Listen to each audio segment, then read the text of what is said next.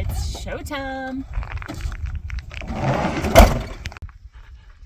So, did you know that over half of the sugar that's used in this country of Granulated sugar. Granulated sugar, and here in America, comes from the sugar beet? We didn't know it until a couple of years ago. Welcome back to the Corn Dog Caravan channel. I'm Ray. And I'm Chris. And we are heading to the beet piler. Something that you may not even know is these pilers have to move. Because as you're loading them, you got to keep moving them because the trucks keep loading them. So we are, I guess, kind of a special team. We've been moving pilers for about a week and a half, and we're about to move another one. This is actually our piler. This is our piler that we've been working on. This is now our third season, and we're going to show you how to move it. So we just hitched a ride. So behind us is a 480 volt generator that runs anytime you have a piler that needs to move and you're not wanting to drag the cord, which is the cord right here. It's heavy. So what we do is we run the generator while we're running the piler and get it in position. We're running probably about I don't know, I might be overstating it, but it might be about an eighth of a mile long piles. We move quite a bit, 3 feet at a time.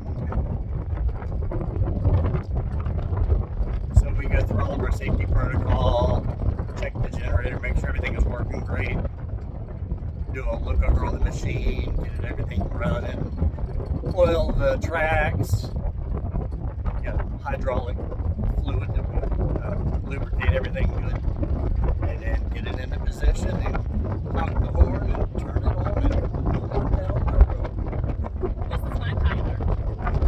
Today is the one that I will be working on for a good purpose. This is my third year working on this baby. So this is the piler right here.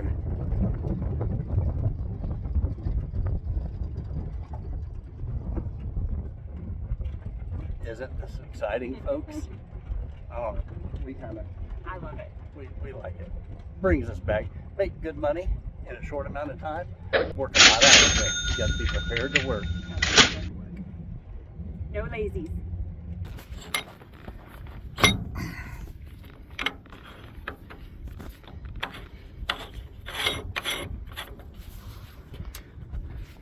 You ready for this? Yeah, now we got juice.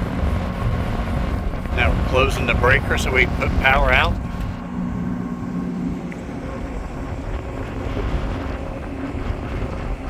What, to secure the cord good? We'll tie that off.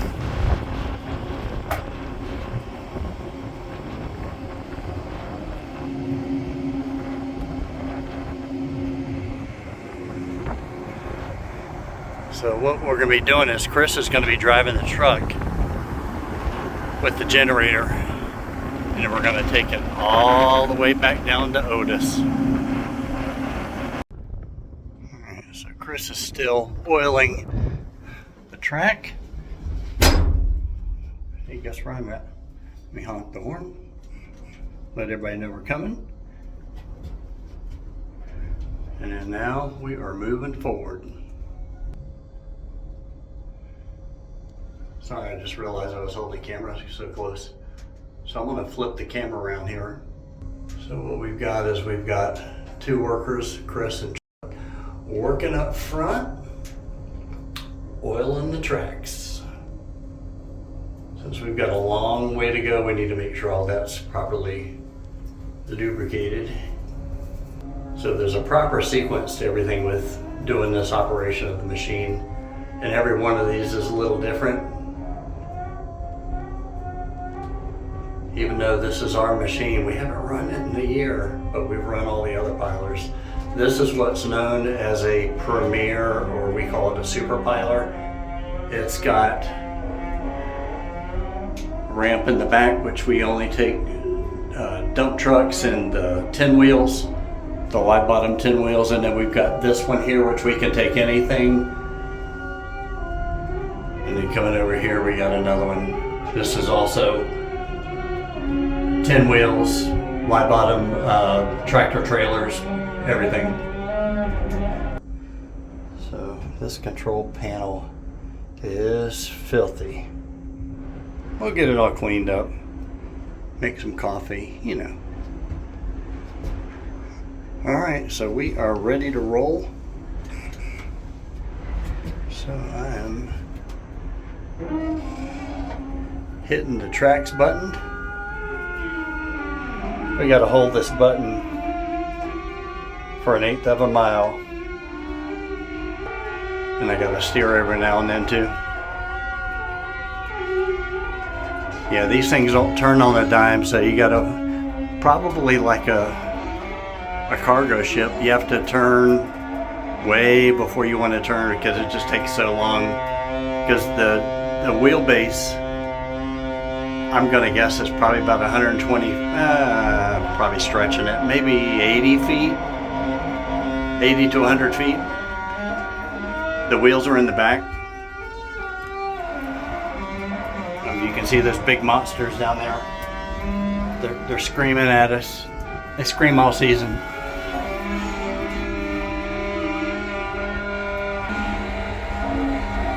Is that not the most wretched sound you ever heard?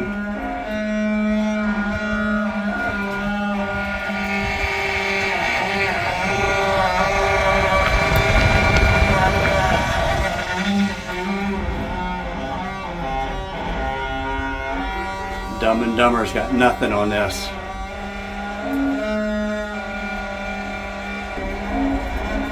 Yeah, so this booth is what Chris will spend 14 to 14 and a half hours a day in. We started early harvest, so we ran another piler at another location for a couple of days. I don't know, maybe 8-hour days. But once we get here and rolling into regular season, we'll be running 14 and a half. Sometimes 12, but most of the time it's 14s. Yeah, we'll have to clean this sucker up. Put a little polish on her. We got all the gate controls to do everything, steer everything, you know that. So I gotta get steering, so I gotta put the camera down. We're gonna see if we can get some relief of this horrendous sound. I'm gonna pour a little oil. Maybe it'll help.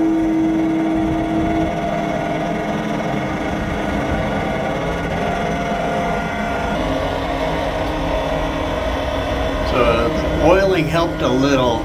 We've got some grease guns we need to hit those with, or at least I think there's a grease fitting. We are definitely going to find out. So Chris is just following along in the generator truck. Mobile power. Yeah, these won't run on lithiums, I'll tell you that. Take a lot of batteries, my friend.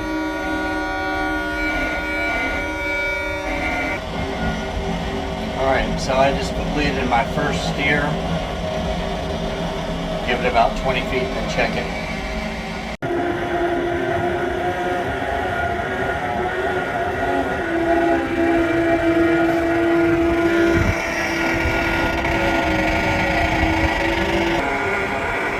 Alright, so this side got a little quieter, the other side's still crying. So what happens is the trucks come up, obviously when we're not moving, they back in, we give them the signal when to stop, line up between the cables if needed, and then we tell them to set it, hit the hatch on the back, and then start unloading it. We've got a cross belt here that runs non-stop. So as the beets are piling out of the truck, it's going across the cross chute, up this little ramp right behind this motor, and then all the way up. The main boom goes over a bunch of rollers to keep, you know, all the dirt as much as possible off of the sugar beets, so that, you know, we're getting an accurate weight of all the beet material. And and then it goes up the boom and starts making a pile. How big is the pile, you ask? Right, I think that's what you said. Kind of hard to hear you. So, could be wrong, but I think our pile width on the super piler, I think is around maybe 120 feet wide. Might be stretching a little bit, but once the beets hit the ground and roll out, they cascade out pretty good. And then our height is 22 to 24 feet, I believe. We kind of run in that range. And then we run literally, I swear it's 1/8 of a mile. It's a long distance. I don't think you can see in the distance. I flip the camera around here. So it runs all the way from that piler way out ahead.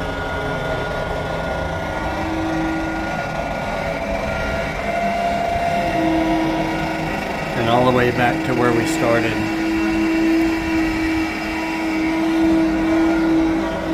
It's a lot of beets. So I just had to move the beet piler again a little bit to the right.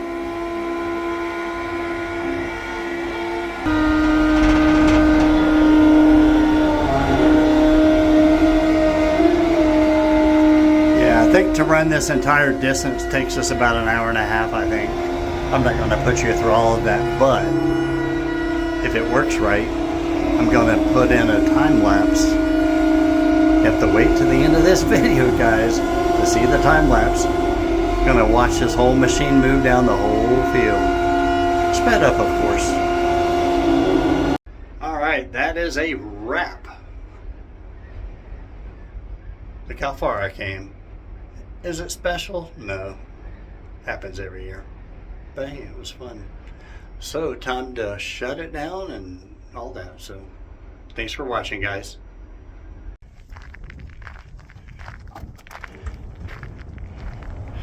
Are we there yet? It took us about 2.5 hours to move it all the way down. Yeah, I was thinking it was going to take an hour and a half, so 2.5. Really? I thought an hour and a half. That was my guess. Yeah. Way off. So, Okay, so now we've got to go to another piling ground and maybe set up some cords, but other than that, we're done for the day. so guys, if you like watching the beet harvest content, give us a thumbs up. Give us a thumbs up even if you don't like it. Comment below if you have any questions about the beet harvest. You can't beat a dead horse, they say, right? Come up with some good puns. There's plenty of them. Beat me to it. You know, you name it. Goodbye, everybody.